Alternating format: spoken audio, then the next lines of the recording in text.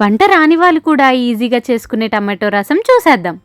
ముందుగా స్టవ్ పైన పాన్ పెట్టుకొని దాంట్లోకి టమాటో ముక్కలను యాడ్ చేసుకొని కొద్దిగా చింతపండుని కూడా వేసి తగినంత వాటర్ వేసుకొని ఇలా ఉడికించుకోవాలి. ఉడికిన దాన్ని స్మాషర్తో ఇలా మొత్తం స్మాష్ చేసుకొని ఒక గిన్నెలోకి తీసుకొని ఇదే ప్యాన్లోకి కొద్దిగా ఆయిల్ వేసి కొద్దిగా జీలకర్ర, ఆవాలు, వెల్లుల్లి, పచ్చిమిరపకాయలు, సన్నగా తరిగిన ఉల్లిపాయలు, ఒక 2 రెమ్మల కరివేపాకు, 2 ఎండుమిరపకాయలు వేసుకొని ఈ పోపు అంతా ఒకసారి కలుపుకోవాలి. ఆనియన్ గోల్డెన్ బ్రౌన్ కలర్ వచ్చిన తర్వాత మనం పక్కకు తీసి పెట్టుకున్న ఈ టమాటో చింతపండు వాటర్ని దీంట్లోకి యాడ్ చేసుకొని టేస్ట్కి తగినంత ఉప్పు, కొద్దిగా కారం, ధనియాల పొడి, పసుపు వేసి ఒకసారి మొత్తం అంతా ఇలా కలుపుకోవాలి.